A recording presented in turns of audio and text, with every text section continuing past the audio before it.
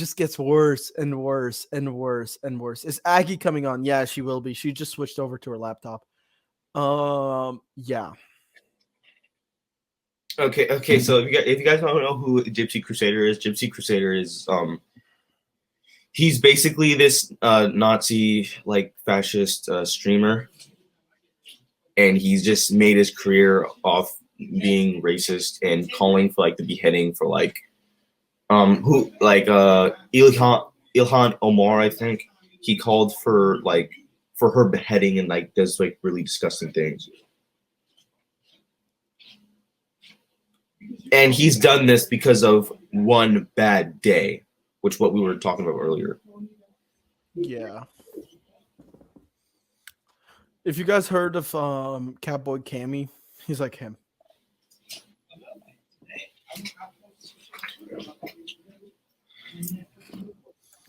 It's just sometimes it's just scary.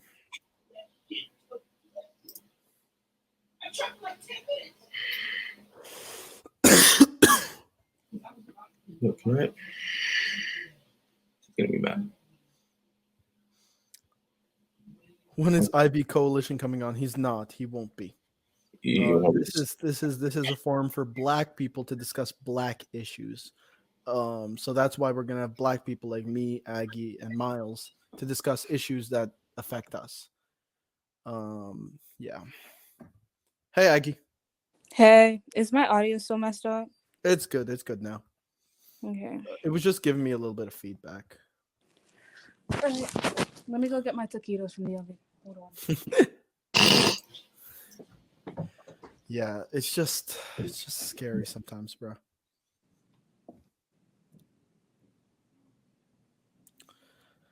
What was your reaction when you heard about the situation? Brandon Bernard, my reaction, it was just like I wasn't surprised, but like I was still like disappointed, and I was still like incredibly emotional. Tired of it. Yeah. I'm just tired of it. Like who isn't tired of it, you know? Like especially as like Black people. Yeah, man. It was similar to me. Like when I first heard about it, first of all, I wasn't holding out hope from the beginning. Like I did what I did, but I did not hold out hope because I didn't believe that the system was going to work. It's just like, yeah, I just didn't believe that the system was going to work, and I didn't believe that the system was actually going to do anything about it. So I tried to hold out hope, and I tried to like think maybe they won't kill us this time. Maybe they won't kill us this time, right? Maybe today they won't kill us. They decided not to. They decided to kill us. They decided, here's the worst part. It was premeditated. This isn't George Floyd. This wasn't Tamir Rice. This wasn't Breonna Taylor. We knew the government could have stepped in. We knew about this. We knew that it was going to happen. This was carried out by the Trump administration. And people were like begging for Trump too. There was no way Trump was going to do anything. He did this out of spite because wait, Aggie, when you prop up your phone, the phone like vibrates and the feedback comes back when you prop it up like that. Yeah. Okay. So in this, like, it's weird because it was a murder, because there's no way he didn't hear like millions of people, and in collaboration with the Supreme Court too. Like it was a slaughtering. Like forget a slaughtering. It was God. I don't want to compare like trauma, but like George Floyd, Tamir Rice, that wasn't as bad as this because at least that was not a coincidence, but that was we didn't know that George Floyd. I didn't know the name George Floyd until he died.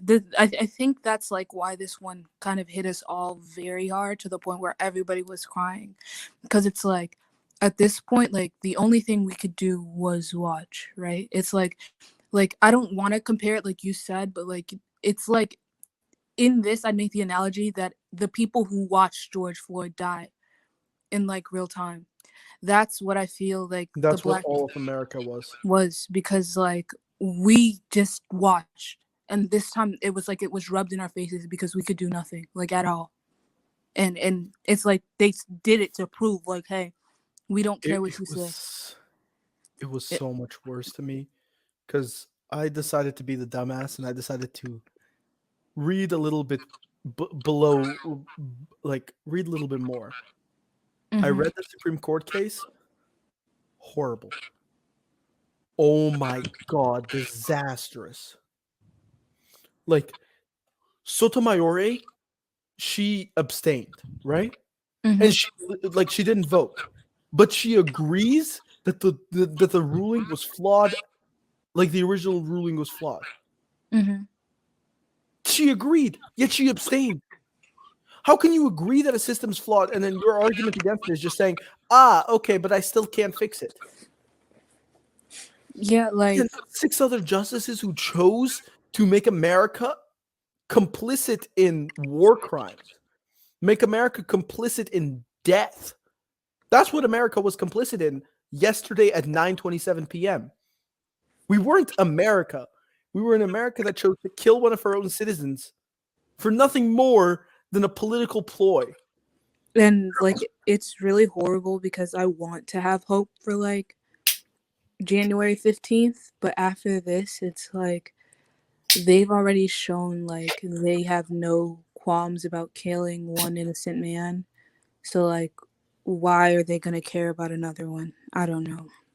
So Oh my god.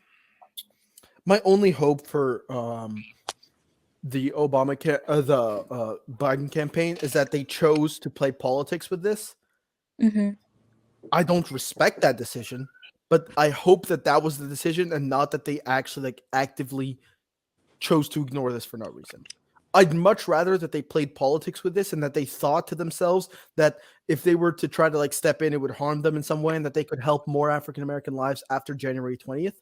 I hope to God that's why.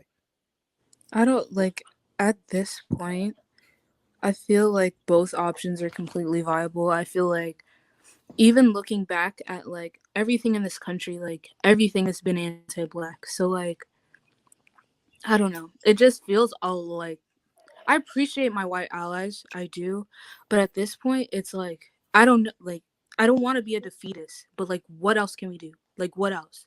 Like the government has demonstrated time and time again that they don't care if people die, and now they just demonstrated that they don't care if they're the ones murdering innocent people. They, So they don't care if the whole world's against them. They don't care if 99% of the US population does not want this to happen.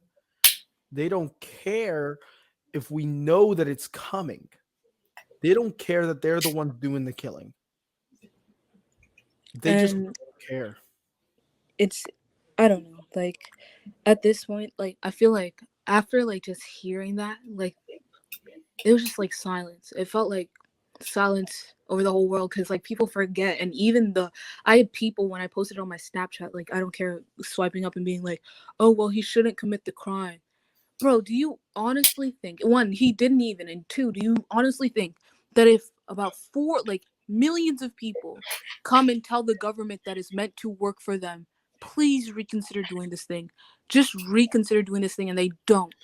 Do you That's the really worst think? part. That's the worst part. They didn't even like we weren't asking for him to be immediately like Yeah, pardoned. we just said like stay the execution at least. Stay the execution and arrange for a retrial. That's all we asked for. Just give him not even a second chance, just a second ability to prove his innocence in court. Literally, These are the same people. These conservatives are the same, and liberals to an extent are the same people that we're arguing and saying that we need to ensure that we need to ensure that justice is upheld. Justice matters. Justice matters. Where's his justice? it's like last night, bro. Like I don't know. Like, and these same people, like, I just kept going through my mind, right? The same Supreme Court, like, everyone praises, like, this is gonna be the most pro-life Supreme Court ever.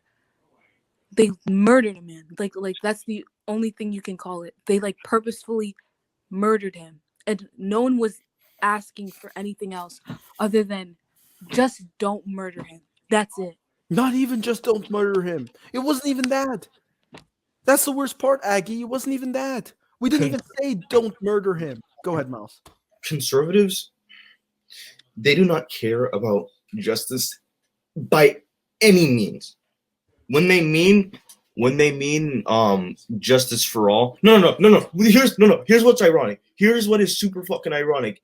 They get mad when people don't want to stand for the Pledge of Allegiance. What does the Pledge of Allegiance say? To justice for all, right?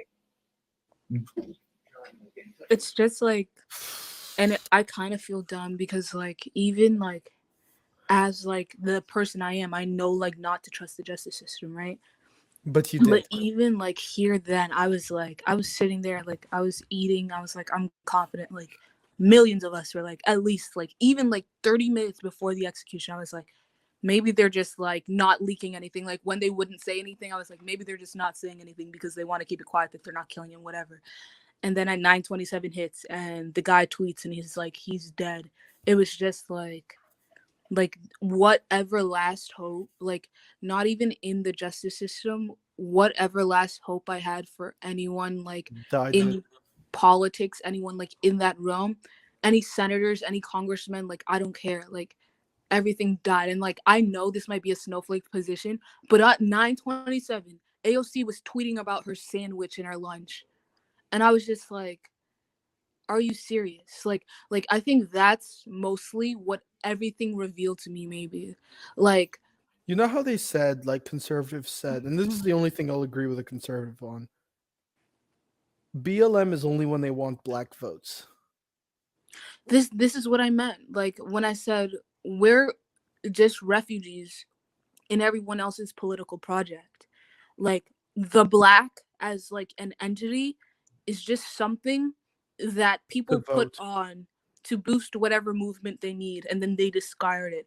I can't think of one black movement, even like the Black Panther Party Liberation, that has not been co-opted, that has not been weaponized by people.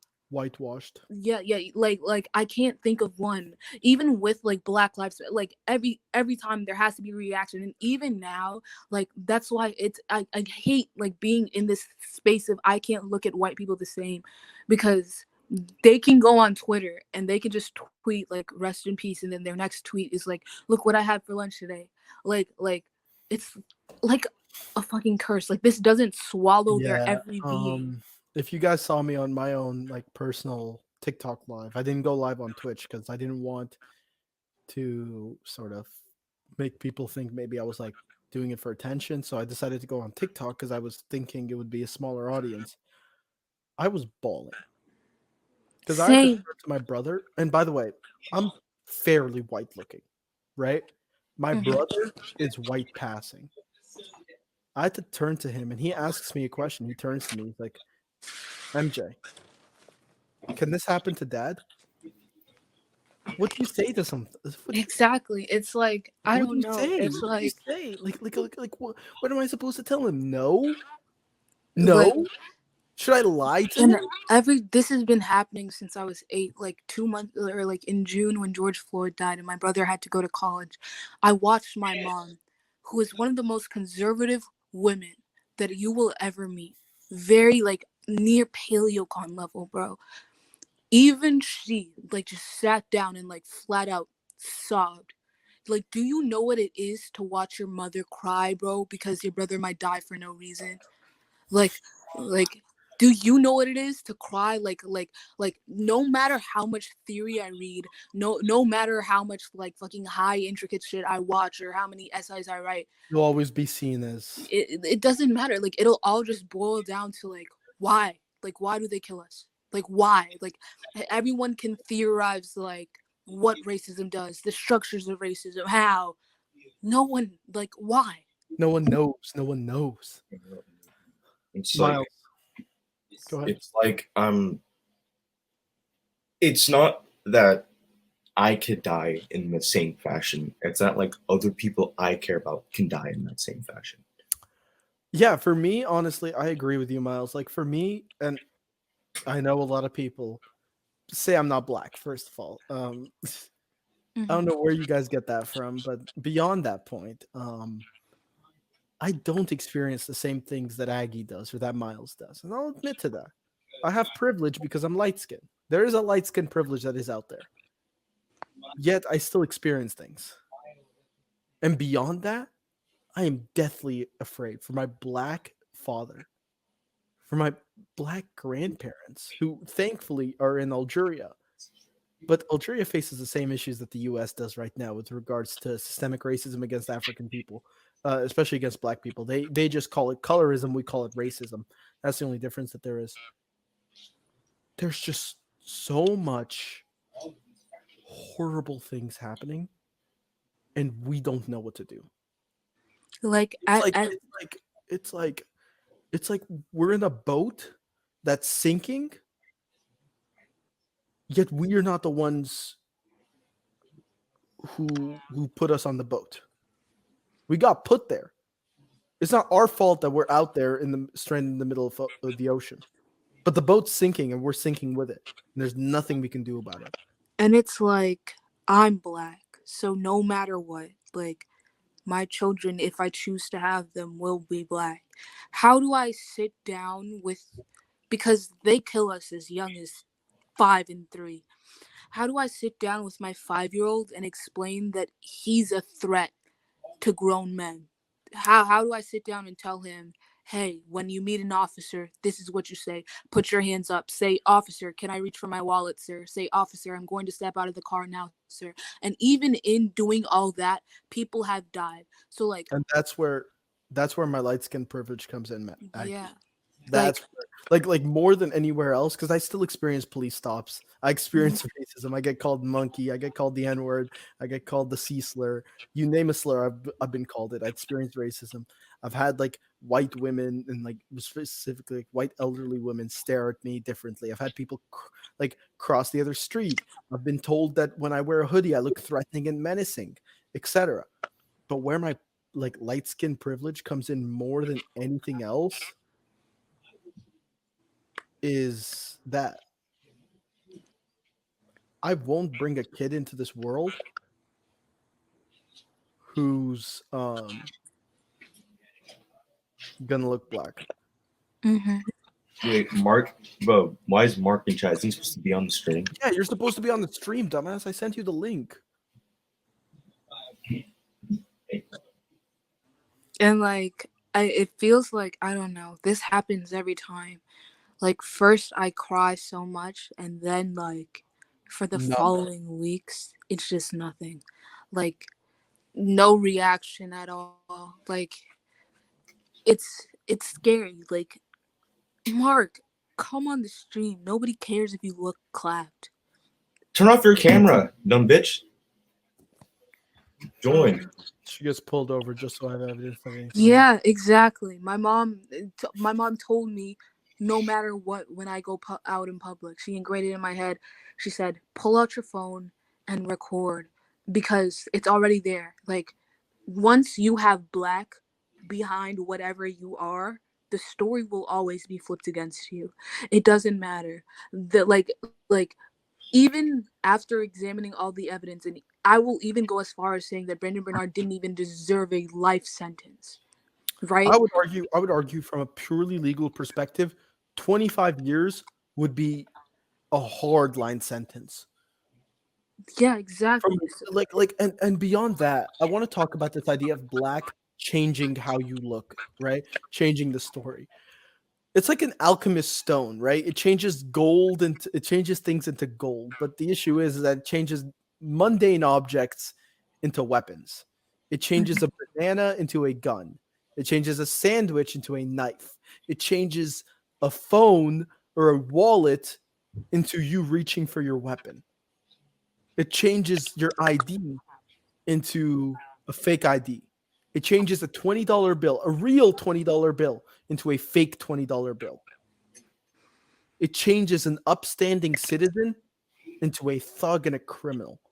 And above all, it changes black people, living, prosperous, happy black people, into dead martyrs. I think that's the point. Like, I know a lot of people freak out when they're like, what do you mean we haven't been freed from slavery? But it comes to this prospect where when we examine it, people view slavery as forced labor when forced labor is just a symptom of slavery. Black people have never in this country been given consideration as humans. We've never been given consideration as social beings. Like this, that's why people are always like, I never understand it when people are always like, stop committing crimes and they'll stop killing you. Like, anti-blackness needs no provocation. It's like a continuous thing in society. Um I don't even get surprised when this happens, because to kill someone in these grotesque to just blatantly murder someone the way that this people in this country constantly do, the way that this country constantly does, you cannot view us as human. You cannot. You can't view us as human to do that. So they don't. That's the only logical explanation for it. We're not human. Black people are not human in this country. And I believe that as long as this country exists, we won't be human in this country, because this country was built off of our dehumanization. So Miles, anything? All I have to say is, all I have to say is, I think whatever happens, whether it's rioting or, they shouldn't be surprised. And nor I don't care anymore. This is gonna be a hot take. I don't care about riots anymore, especially after No, what. that's not even a hot take. that's not a hot I'll take. say this Like, openly right now. I hope more riots happen. that's what I I'm hope saying, the bro. centers of Like, capitalism fall down. everyone is hope- like, oh, like peaceful. Like, I'm working right now, but like fighting COVID because I go to DC. I'm there the 13th to start organizing something, bro. But like, I don't care. I don't care how, like, white people. This is the thing. White people seem to think that we need them because they've needed us. So they think that it goes backwards. But I feel like once black people realize that we don't need to continuously consent to whiteness, that things will change. And the reason they're afraid is because these riots show them that we don't need them. And like, at this point, I don't care if something burns down. I don't care if I'm probably already on a watch list. I know this much. But like, I don't care if this country burns down, because if you don't have enough in you to just respect us as humans, don't get mad when we don't show the humanity that you're not willing to show us. They want So to at treat this us like point, animals. don't look for a statement from me saying, oh, I condemn the riots, but not many people are rioting, because I don't condemn the riots and I don't condemn what I think is going to happen next. So yeah. And that's why I fucking hate conservatives too. They uphold the status quo way too hard. You're acting way like too fucking. I know liberals do it too. I know they do it too, but oh my god, how much conservatives just go to, oh, they do it. I can't. I literally can't. Literally disgusting. Hey y'all. And What's up, beyond that point, I just want to expand on Aggie's thing real quick. Let me tell you this real quick. It's just a one-liner. It's really quick. They want us to act like humans. They want us to not act like animals, not burn down things like animals. Don't treat us like animals. You get what you get. You get how you treat us. You treat us like animals, we will react like animals. Once you start treating us like humans, we'll react like humans. Exactly. Once you start treating us like citizens, we'll react like citizens. Like, you can't continuously punch at someone. You can't continuously beat somebody and then get mad when they poke you back, because that's what it is. It's a poke. Like 7% of violent protests, that's it. That's a poke. That's not even them punching you back. So I think there will be a day when an uprising, I might not even live to see it, but when it's so violent that something has to change structurally. The plates have to shift when it comes to race, and I'm not even mad, to be honest. So yeah. You got anything to say, Mark? I think my whole thing with this was like why it genuinely hit me so hard was because after this entire year, like I this is the year that I genuinely got into my activism and I kept, like working, and it felt like, we finally made some progress, like we did something, but then like just this is how you end off the year, it feels like the biggest fucking slap in the face ever. No. Like all that work just for another black person to die right when we finish, and it's just it hurts. I don't even know why I have hope anymore sometimes, and I really hate to say it, but it's like, when do we get stuff done? Like nothing ever gets done. Like regardless of how much effort we put in, we're fought back with like 10 times more, and I just don't know what to do anymore. It just hurts. This is so important. Only peaceful protest literally pushes the notion that they value property more than people. Shout out Elise. So true. Literally think that is so factual. They value the target more than the names George Floyd or Tamir Rice or Trayvon Martin or Breonna Taylor or the thousands of names, the thousands of names that I could list right now. They value a target over that.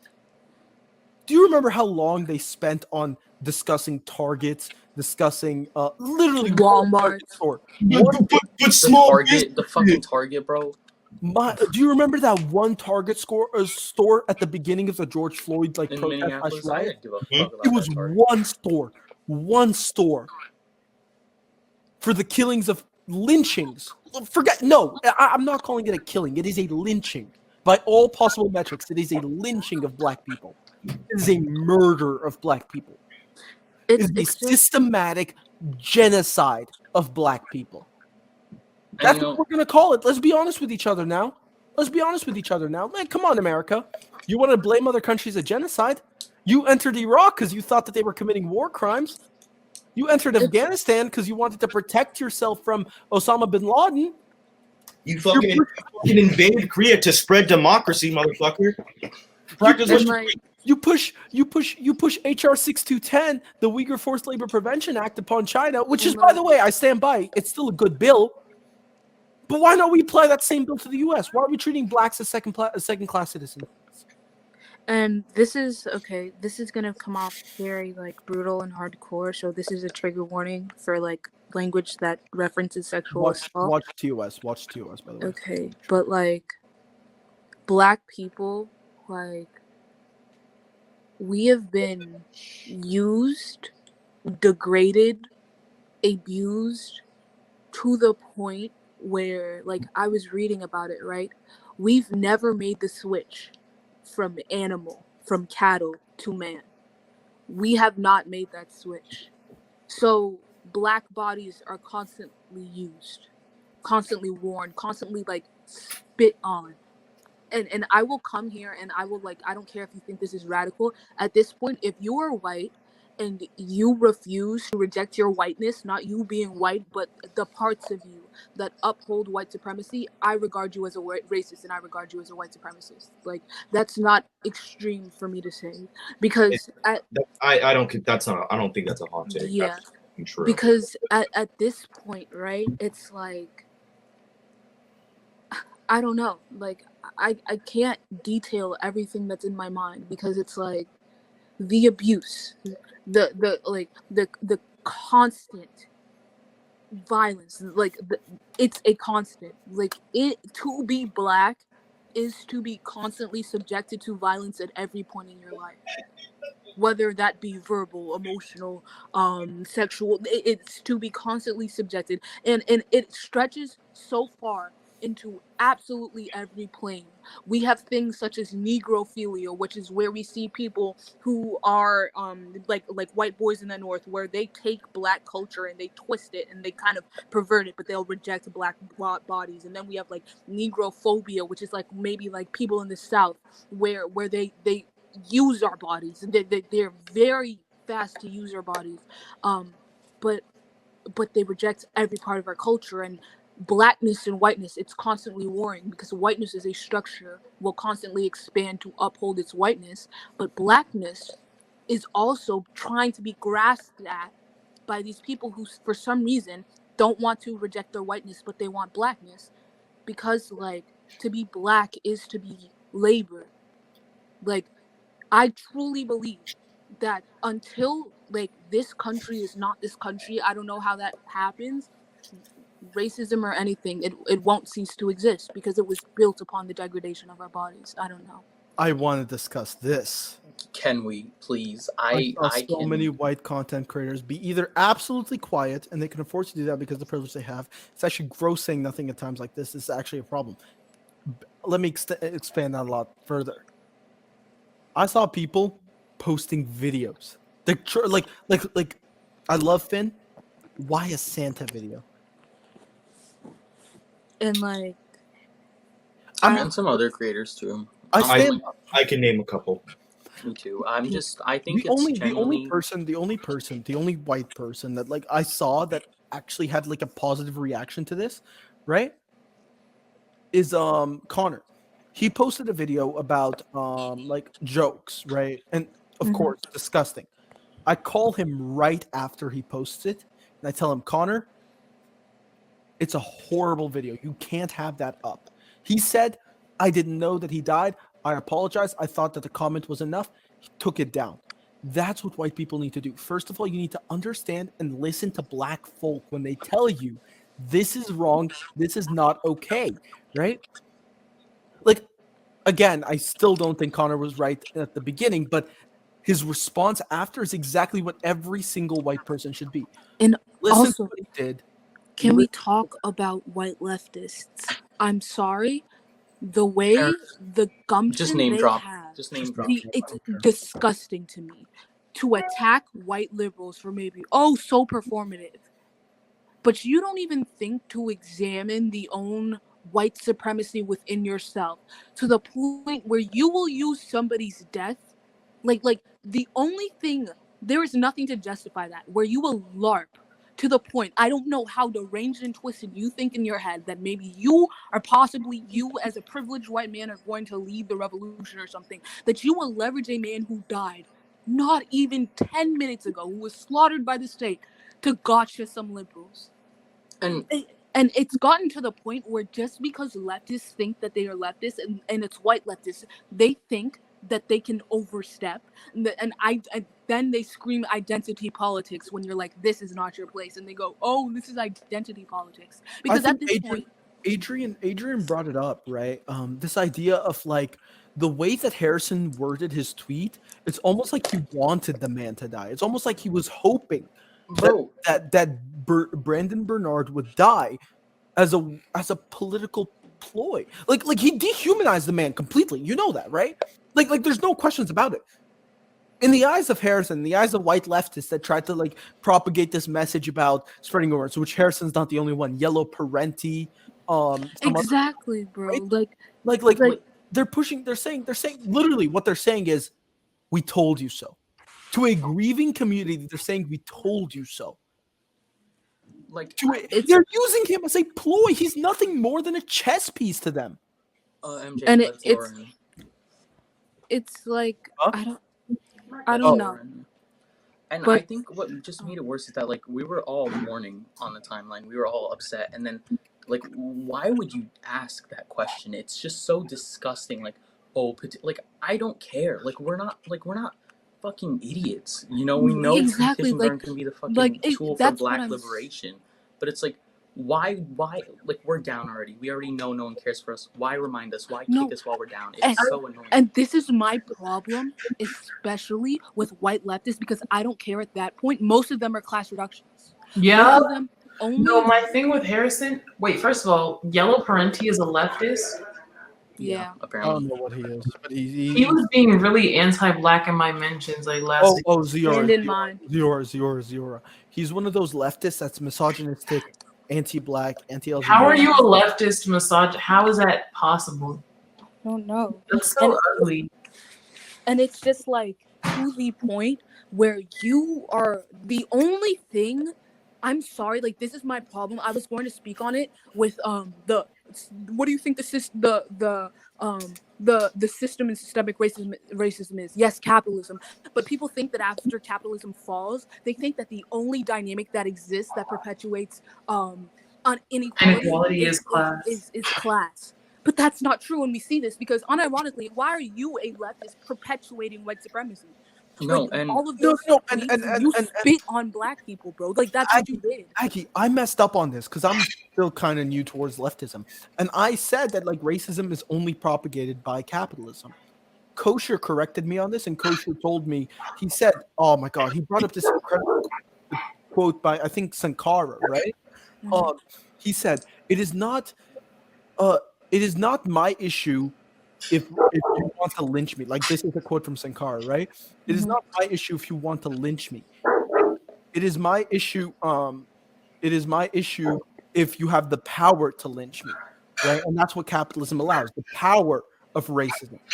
Capitalism it exacerbates any issue Yeah, that are like racism predates capitalism. yeah, racism will still exist.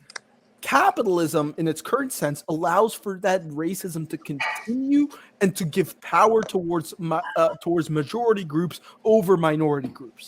And I think the main reason why so many leftists are genuinely class reductionists is because focusing on class issue rather than race or any other issue that they can't experience separates them from the guilt they get from feeling whiteness, and they just cling to that because they don't want to feel guilty about any anti-blackness they might have perpetuated ever. Oh, 100%. And It's just like it seems like, first of all, Harrison is obviously very reactionary, but the fact that he crawled out of his little cave to like, I don't know, he made these statements, and the first statement, I was like, okay, leave it at that, stop talking. And he started talking about how like literally less than an hour after this man died, like has been executed by the state. Not even an hour, Ziora. Less than an hour, like literally less than an hour after this man is executed by the state, he's out here talking about petitions don't work. Can we like no? Because and then after I was like, well, they raised awareness. He's going to say how and what does this awareness do? Like to be honest, here I am sitting in my room, You're bawling my eyes out to the point where my body is shaking while Kendrick Lamar is playing in the background, right.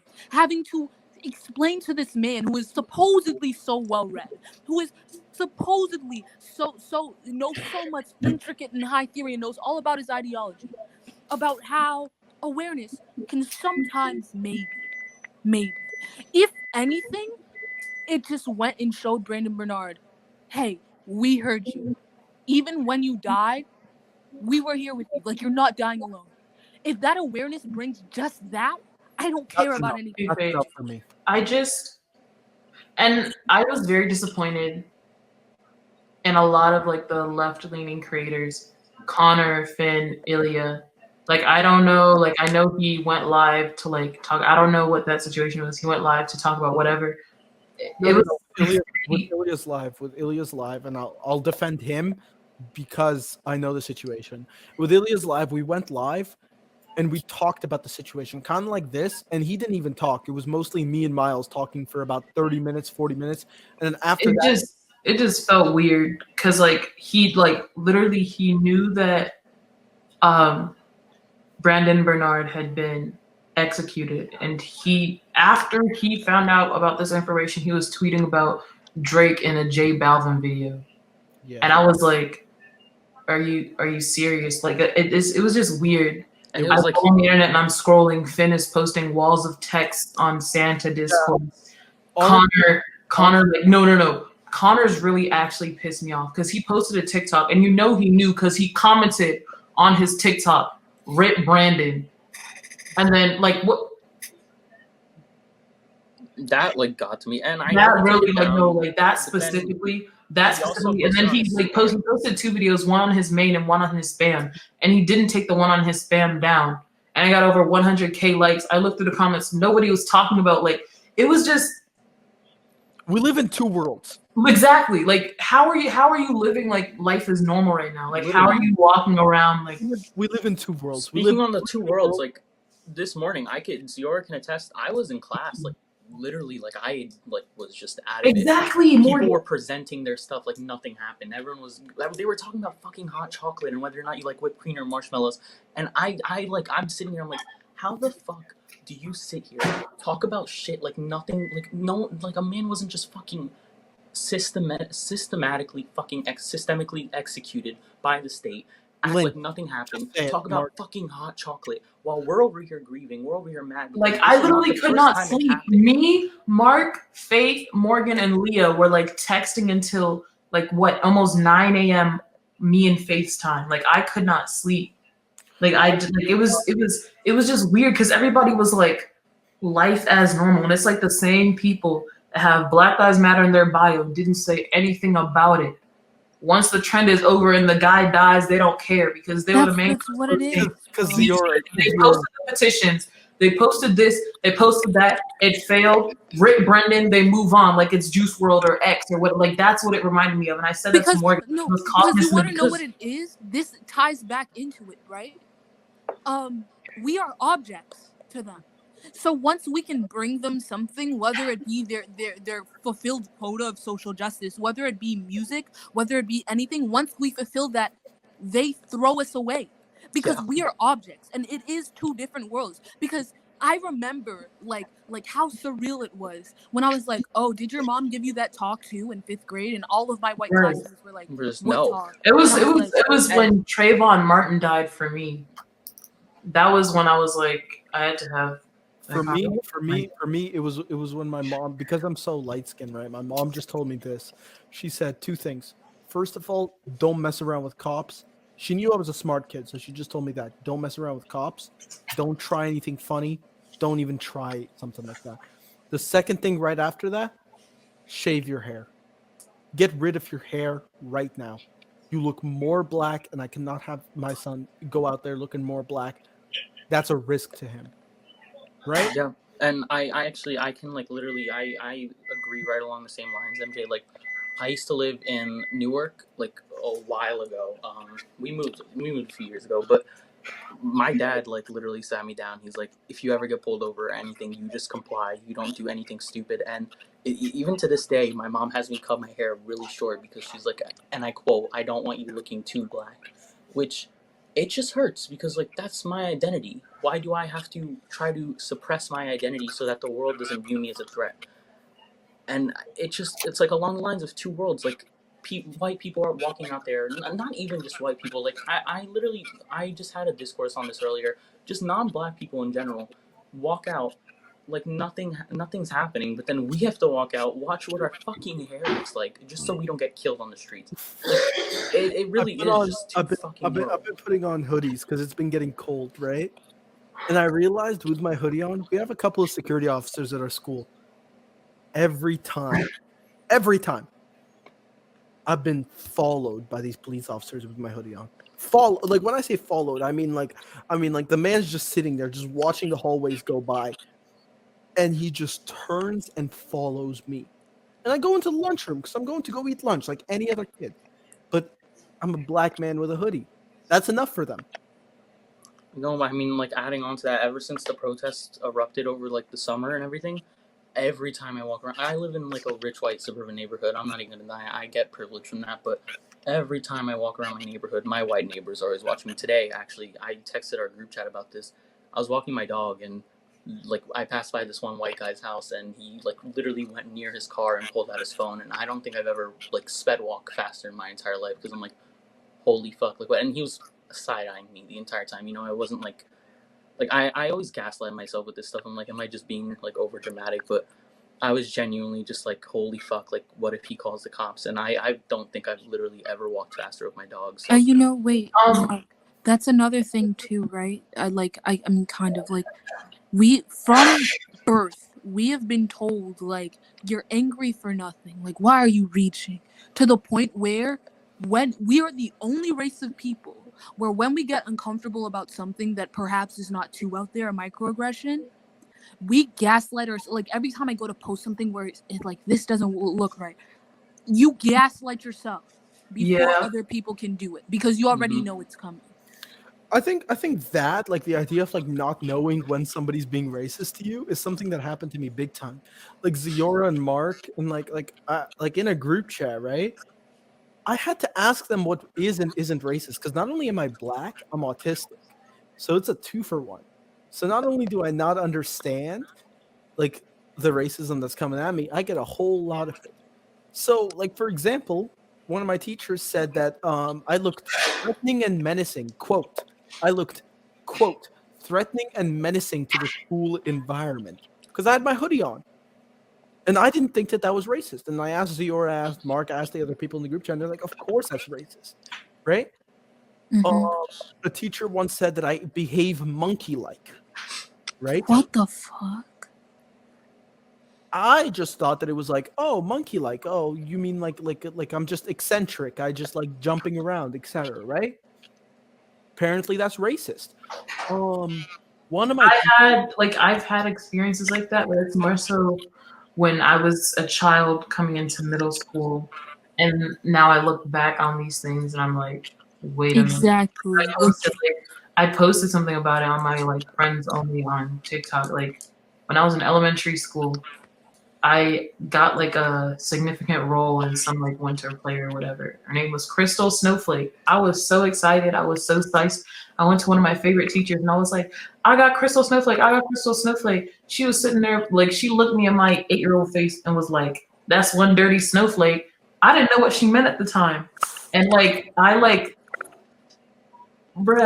like, what? And like, literally, I think going off of that, it's because we experience racism from such a young age, and we don't even know why. We don't even know what it is. That when we grow up and look back, we're like, "Holy fuck! Like, what was that person's problem?" They just get away with it because we don't know it. I think it's worse for me because it's not even growing up and looking back. That's just me. I don't think I'll ever understand an act of racism unless somebody calls me the N-word. Like if you don't call me the N-word, I don't think what you did was racist. And people also seem to think that racism is only like, I don't know, but like when someone comes at you negative, but like they don't also understand that racism is also being fetishized. It's also being objectified. Like from I was in an all-white Catholic school, and my teachers and my classmates used to call me their favorite brownie, and I was like, okay, like I didn't understand why my mom went in there so mad when I was like, oh yeah, they're calling me this. And then you also had there was like a guy. I was the only black person in the class. Like me and my brother were the only black students out of 400 people in that school. And a kid, a 7-year-old kid, went up in 2nd grade in front of everyone and was like, I'll date everybody in this classroom, even the boys, except for Aggie, because her skin is dirty and she needs to take a shower. And everybody laughed, including the teacher. And like that's something I joke about. But looking back at that, like I remember watching 7-year-old me like hate myself. Like, do you know what it is to be 7 years old, vigorously scrubbing your skin because you don't know what's wrong with it, bro? I remember Aggie. I remember going off of that. This one I remember is racist because I remember my dad sat me down after it. When I first moved to this country, everybody knows my name is long, disgusting, African, Arab, right? You know, I hate my name. Sami Ahmed Ram Abdel Majid Mohammed Ziora. A terrorist watch list waiting to happen. Like with my name, I'm sorry. Go ahead. I was gonna say I have to go for like 5 minutes, but like before I leave, I wanted to say this. And it's that like I have like so many stories of like micro like aggressive like racism, and it's like what's worse for me is that it's always in the back of my mind that it's racist, but like if I say something about it, I'll be looked at as a snowflake. So like I just end up you're being overreactive, except you're over dramatic, and it's like it makes me feel so terrible that like I don't do anything about it. Just left, she'll join back probably. And go ahead. With my thing, that's all I gotta say. I understand. Like I really relate to what MJ said. Like growing up with like an ethnic name. Yeah. My full name, Ziora Nachidemai Samchiaga Ajim. Can you imagine? Like, I was bullied so hard. Like, I remember. So I get like the full name. Like, why? Wait, 1 sec. You guys know why I go by MJ, right? Why? You haven't told me that. Yeah. Well, it's two things. The first is like it's a mini story about like ha ha ha the Spider-Man thing, but that Spider-Man story about me jumping off the like third story of my house and then thinking I was Spider-Man and then that becoming my name, that was just for family.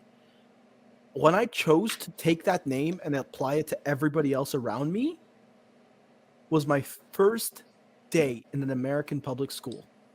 I walk in and I'm told to introduce myself. I said no. I said no. I said I'm not going to introduce myself. Teacher comes to me. She whispers in my ear. She's like, MJ, why are you introducing yourself? Why aren't you introducing yourself? She didn't say MJ. She said Abdul Majid, right? But she butchered it. She's like, why are you introducing yourself? Why aren't you introducing yourself? And I just turned to her and I'm like, they're not going to like me if I say it. That's so sad. I said, And they're not going to like me if I say it, right? And then she's like, what do you mean? She's like, I'm African. I said that because I was an autistic child at that age that did not understand social cues, and I still don't understand social cues. And I said that, right? And then she was like, "No, they already know you're African. You look African, right?" And I'm like, "Yeah, I don't want them to know my name." So she's like, "Okay, just sit down." Next day, right? I'm sitting there. I still have the journal entry to this day. It was one of those old one of those old Diary for Wimpy Kid books, and Mhm. you know how they had the back where you could just write whatever you want in it, Mhm. little like fill-in ones. I wrote in it, right, and I was like, you can just see the list of brainstormed names that I was thinking of going by. I went by Magic, MJ, Mark. I almost went by Mark. God, I almost imagine went by having mine. Sam. I almost went by Sam, Rammy. I had a list of brainstorm names, and I just went by MJ in the end. I mean, I definitely relate to that name part. Like my full name is Mark Fatiga Bakhtar Fatiz. My parents literally chose the two whitest sounding names because they didn't really want me getting all that fucking backlash from having a very African sounding name. So I mean, I definitely benefit from just being Mark and my last name sounding Greek, but it's like that full name. It's like I don't want to tell you my full name because then it's like it just adds on to that whole stereotype of and oh god, don't even get me started on the butchering of your names. It's like, and they do it purposely too. Yes. Like they do it purposely to mock it, and it's just so disgusting because I'm like, that's my culture, that's my ethnicity, that is my name, and you were gonna sit here and purposely mock it because it is not conforming to your Eurocentric standards. It is disgusting. I remember one time somebody told me, what did they say? I remember one time, somebody turns to me and they say, oh yeah, I told them, hey, I speak Amazight. I speak, tribal African language. And they turn to me and they're like, oh, are you Muslim? Right? And I'm like, yeah, I'm Muslim. It's like, do you speak ISIS? Bro. First of all, the absolute sheer stupidity of that sentence. Beyond that, the racism and the xenophobia and the absolute Islamophobia coming out of that at the age of 4th grade. People, when they would hear my parents talk to me, like, my mom would pick me up from daycare or whatever, and she'd say something in Igbo or something, and like people like would come to me after and they'd be like making those click clack noises that they associate with African languages or whatever, and it's like it was just very traumatizing. Yeah, Or I like, mean, it's like they'll do I remember I'll be on call with my mom and they'll do like fake African like accents like Yeah. like oh my Yeah. gosh, yo. MJ, My you mom's need to come home Caribbean, right now, and they'll do right that now, too, and they don't. they'll make like. I mean, I had friends like that. Personally, I dropped them. I don't talk to them, but they used to make fun of my mom's accent, my dad's accent. Now I'm like, looking back on it, so I'm like, my like the daycare I went to, like the summer daycare I went to, at some point my grandmother worked at, and so people would like make fun of me because of the way my grandmother spoke and the way my grandmother spoke to me, and it was like, And I you don't know, like it's also like self-hate is so deeply ingrained into us. So deeply ingrained, like to the point where last month was the month where I could wear my natural hair out and not be like, wow, I look fucking ugly as shit. Like because like every single black feature, I remember like in 7th grade, this girl told me, and I never knew it. I didn't, because I was homeschooled before that, and she was like, "Your lips are really big," but she said in like a demeaning way. And the only thing, when I got home, I remember running and I remember Googling like how to make your lips look smaller. I remember watching so many videos of people getting like lip reductions. And Yeah. then they used to make comments on my nose too, which even though my nose is like pretty small, they used to be like, "Oh, like you look like this. You look like an African." Like even still to this day, when I encounter fascists somehow on Discord, it's like it shouldn't hurt, but It still generally does. I so had many to like, black people hate themselves, and I it's just Aggie, normal. Aggie. I actually want to like talk about this because for me, again, autism, a saving grace here. I don't really care what people call yeah, Harry Styles supremacy. Yes, I'm so sorry, but the verbal accent mocking makes me very uncomfortable. 100%. It makes me so uncomfortable. 100%. But Like like no, no. here's my thing, right? Here's my little thing on this. I don't know how to like talk to my sister about this because I remember my sister like a couple of years ago, she went through this phase. She has beautiful curly hair, right? She went through this phase where she would constantly straighten it. Like she would take days just to straighten her hair because she liked her hair straight. And I was like, Mile, I love your curls. Everybody loves your curls. She's like, no. I don't want my curls. Right? And then I'm like, okay. I was the same way. My hair, except for my parents didn't let me straighten it, but they didn't let me wear it out either. So Oh I yeah. always had it in braids or in some like something like that. Yeah, and I And, think and what beyond that, But like wait, when I started like accepting myself or whatever, my hair, when stretched, it probably would have been down my back. I cut it all off right before freshman year because I was like, because it got to the point where okay, my parents started letting me wear my hair out, but I didn't know how to manage it, and it was looking busted. I would walk around looking busted. here's another thing that I found. My sister, you know what she used to do?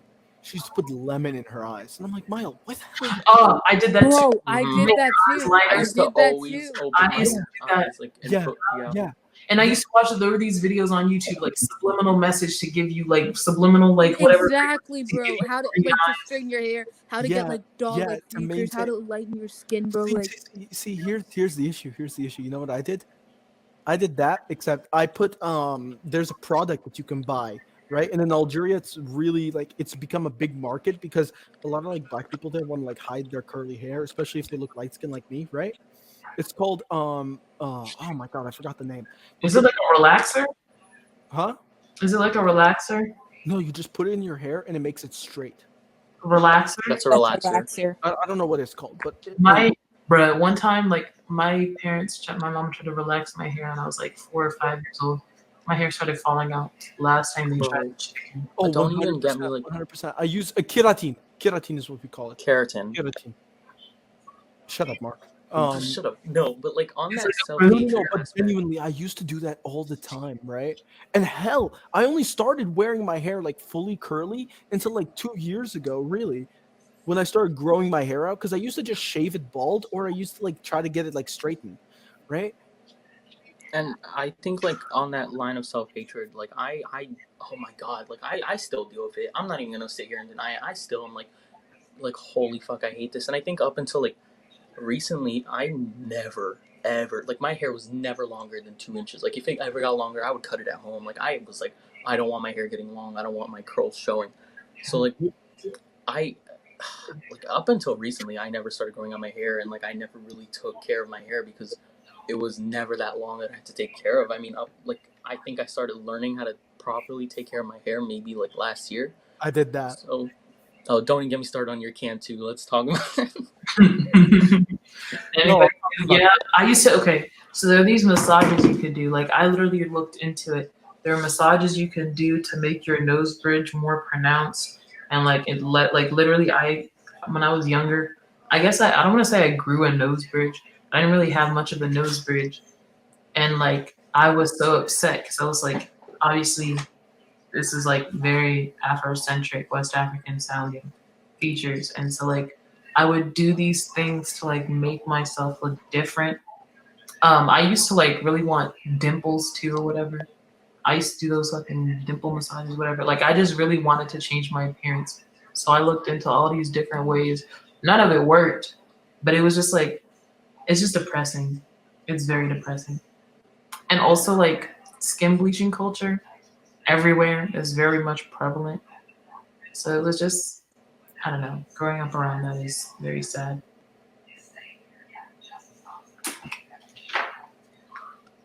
Yeah, the skin bleaching stuff, like Yeah.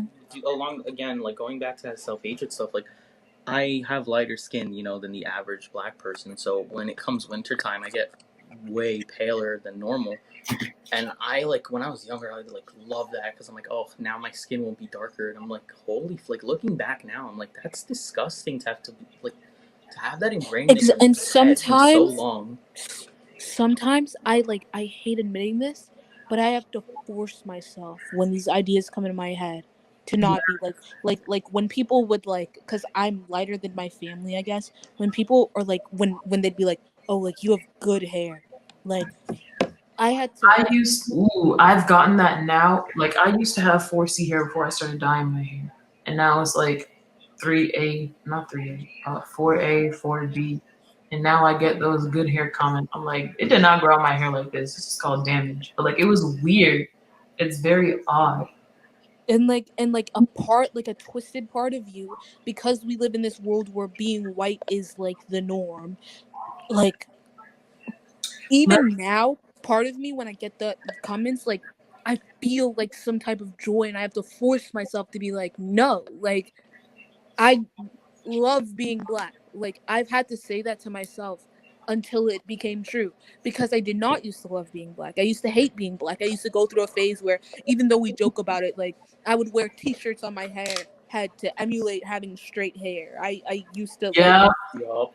I would literally I would like snatch my mom's wig sometimes. I would be like, damn, I wish I was white. And like I know we joke about that, but like sometimes I'm like genuinely like I hate exactly to like say it, but sometimes. I'm just like And even now when I'll see these beautiful white girls on TikTok, like I have to like I know it's not their fault, but sometimes I feel a rage in my heart. ugh. Yeah. No. So No, deep. literally, okay, I'm not gonna lie. That's like I have an irrational dislike for like people like what's her name, Madison Beer, Alex French. Those type of, like it's not even like a they didn't do anything wrong and it's not their fault. Well, Exactly. Madison Beer pissed me off, but she was like, "What do you mean? I'm not the beauty standard. Look at me. Look at my skinny hourglass." Like it's just weird to me. Like it was like I don't know. I just don't like, and it got to the point where like I had to condition myself to stop comparing myself to these white girls, but once I stopped comparing myself to these white girls, I ended up comparing myself to like black girls that were like, I don't know, had more Eurocentric features. Exactly. They're like, oh, like you know those videos that are like, oh, I'm dark skinned, but I'm not dark skinned. That's what I felt. So like that girl, what's her name? Ryan Destiny, whatever. Like I like people like that with like straighter noses and like more Eurocentric features, I guess. I would compare myself to them and I don't like it was I guess it was less harmful in that like the colorism wasn't there, but the featureism and texturism was definitely there. Because I would look at like dark skinned girls with looser curl patterns and be like, why can't my hair be like that? Or dark skinned girls with like straighter noses and well, why can't my hair be like that? Or stuff like that. Or like sometimes I'd feel like, and I think this is where like the fetishism and when like what we talk about like negrophilia would come in, because kind of it would be like, why can't I be like a sultry, sexy black Yeah. girl, you know? Like that, like I don't know if y'all know what like I'm the talking ethereal about. But, like, black person, yeah, right? why can't I be like the model that all the like athletes want? Like Yeah. fetishize myself like the straight 28-inch wigs, like the perfectly lined lips, like the perfect body. Like why couldn't to the point where like I'd sit down and I'd say, why do I have a problem not being that? And it's because I wanted to be a certain type of black that I'm not like, and it's a problem because we fetishize ourselves. Like Yeah. It's yeah. And with me, like I like develop younger. So I was being sexualized from a younger age by like people at school, whatever.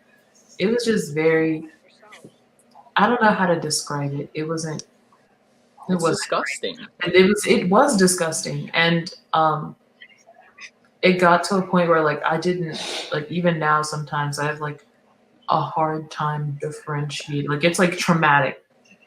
Like So you can't tell a compliment between you can't tell like, fetishization. yeah, I yeah. get Or, it. oh, do I like this person or do I like them sexualizing me? Stuff. Exactly. That's exactly. And I feel like, especially because it's so sick. Black girls, especially your black feminine presenting girls, from our youth, we are Yeah. hypersexualized. Yes, bro. Like And I to couldn't the wear point shorts where because that's too fast. That's too we do grown. it. I'd Having be in my house. And even though my mother, like, she's right on some things, like, she taught me to express my discomfort. I was a very vocal child. She'd say, hey, like, oh, your uncle is coming over. Put yeah, some shorts on. yeah. Why is my uncle coming over? If you have if you Mm-hmm. think that a 7-year-old wearing shorts is going to excite him, why is he coming over? That's the problem. Literally, I like my parents still do that sometimes with my sisters, and they're like fucking 20 something, and like it even happened when we were younger. I always remember it because I always thought it was weird, but it would be like, oh, go change, like someone's coming over. I'm like, why? Like why? You're sitting in your own home. Why do you need to be uncomfortable in your own home? And even like the thing with, oh, you're trying to act grown on like a 6-year-old girl wearing braids, or oh, Right. like what do you mean? But like a white girl with hair extensions dressed up in a beauty Yeah, pageant Morgan is literally Right. just like said living her it. Like youth and her life. you weren't allowed to wear tank tops at home. Like my parents would literally be like, go change out of shorts, go put on pajama pants, or like go put on actual pants. I'm like what is the And problem with that? it translates into school too. I'd see it it's right Black girls there. getting If dressed a code. white girl would wear shorts and it like shorts that came to her thighs and that was against dress code, it's fine. The minute that I did it, it was like dress coded because in Yo. society we are Fashion. hypersexualized. It was just I don't even know how to Like even if you don't wear anything that's quote unquote like provocative, like even so, It's seen as it. right? Even so, like you can wear anything, and like a lot of women will still get like sexually harassed and like sexually assaulted. So at the end of the day, if we want to get down to these issues, we have to in a way like I guess destigmatize sex in a way, or like non-sexualized women, if that makes sense. I don't know. the person that's like username DV_cast, yes. Adultification of black people, like in general, not just black girls. Like, I feel like low key, like it has roots in medical racism and how that one, like, there was a doctor that was very influential in the medical world, wrote like the first gynecological journals or whatever. He literally wrote in his findings that black women feel less pain. He used to perform like surgeries, like vaginal surgeries on black women and use us as test subjects because he fully, wholly believed that we did not feel pain. And sentiments of those teachings were literally taught until like the mid to late 90s. And so obviously not all of our doctors are young like that. So if you have an older doctor, it's very like it's more likely that they subscribe to the thought that as a black person you feel less pain. They take your pain less seriously. When you say your back hurts, they automatically assume that you're trying to get opioids or some shit. Like Oh my god. And like going off of the medical racism, I don't know if you know this, but like when it comes to heart transplants, when you're black, like you get less of a priority based off of the Mhm. point system with the heart transplant. And it's like that's basically eugenics. Like you're literally there's no denying it's eugenics that you're prioritized less because of your skin color and there's no medical backing to it. They just go off of what they used to go off of. And it's to learn about it. And I think I forget what else it's for, but like I have this actually, like, I have it in my notes because I always write this shit down when I research it. But it's like literally a heart transplant. You're less prioritized by society because of your skin. No medical backings, nothing except your fucking skin color. And it's like it's that with everything. And I feel like at this point I don't want to accept it, and I was saying this on Twitter earlier, like half jokingly, but it's so frustrating to be in this and it's like there's no way out. It's just like like do you know what it is to just walk around after like knowing everything you know, like everything you've read and learned, like I can't fix it, and you're looking at all of these black people around you and you're just like, we all have this in common, and then you look at a white person and like you feel like a sort of envy, you know, like I You wouldn't feel give up. isolated from society. Yeah, I wouldn't give up being black, but I want to know what it's like to not have to worry about everything I worry about, like just for a second. And Like, along with the fetishization stuff, it's so weird. I mean, I know you mentioned this. You had like a minor conversation about this. mhm.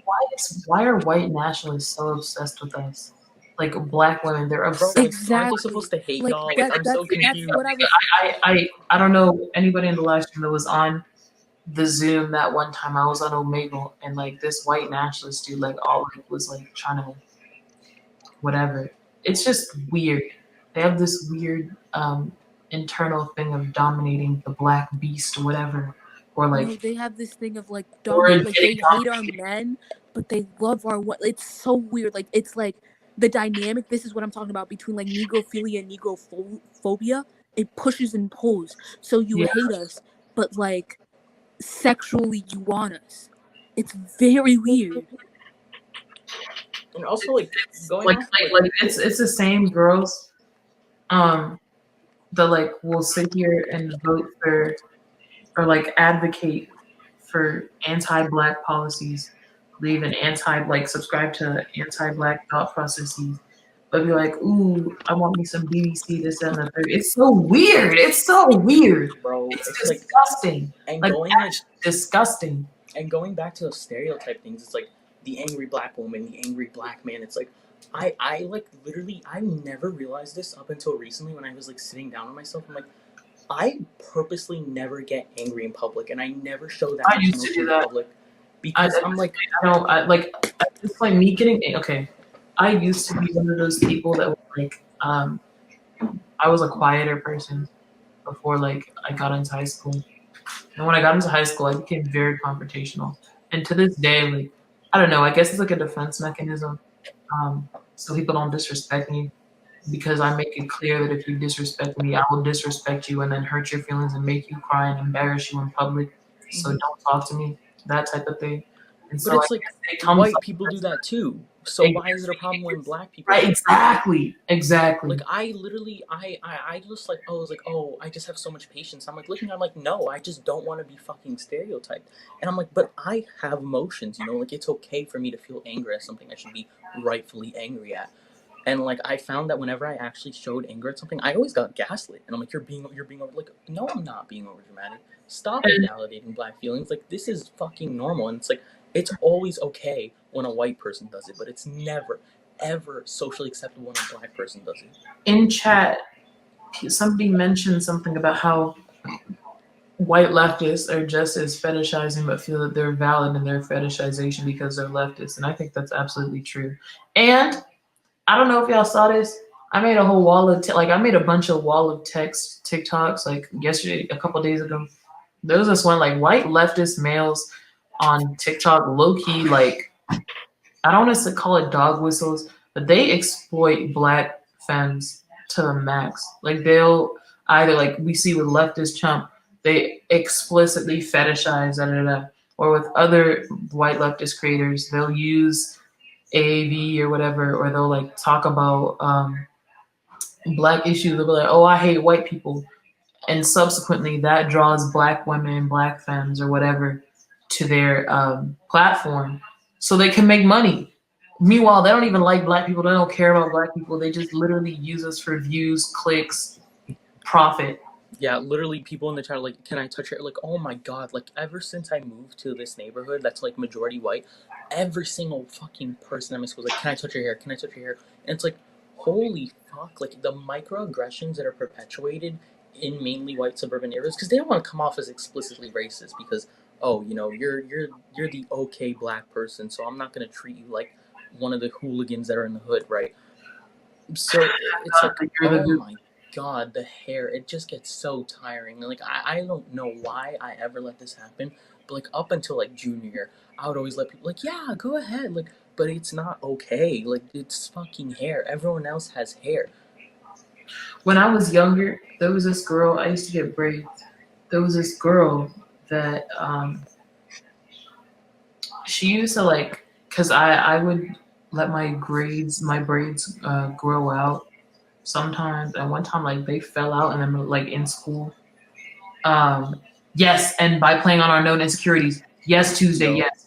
But yeah, like she took my braid, she picked up my fallen braid and like used a clip to attach it to her hair. She's like, look, I gotta weave now. I gotta weave now. She started acting. Oh, Tyler Perry. You know that one Tyler Perry movie, whatever, where like she was like Byron, whatever that was. Like she would just act ghetto on purpose because she had a braid on her head that she picked up from my hair. I unironically like genuinely just despise the word ghetto when like white people use it because it's just the N-word light. Like I just Literally. it's I'm just so the N-word urban. light. I'm ghetto. Oh my Like, god. no, you're just trying to say the N-word, but without being offensive. It's like, it's so disgusting to me. I genuinely despise that word when white people use it, because it is just rooted in anti-blackness, and it's like, what are you, like, just say what you're trying to say. Stop trying to mask it.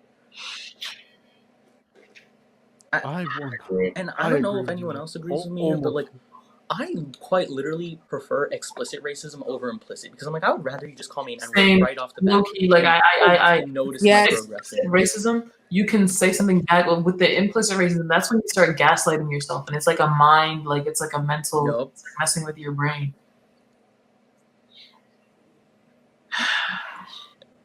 No, white people who are like tone deaf fucking annoy me. And what I mean by that is like when they say something with like implicit bias, like they'll call you a monkey, and then like when you call them out for it, they'll act really stupid. Like, oh, I And would have called anyone else a monkey, The regardless hot of race. Cheeto girl Like, dog was, to be honest, okay, I'm not gonna lie. I thought the hot Cheeto girl thing, I thought that was making fun of white girls that pretended to be black. I didn't know that was about black girls in general. I really thought that was about the white girls that were pretending to be I black. thought it was talking about Latinos for the longest time.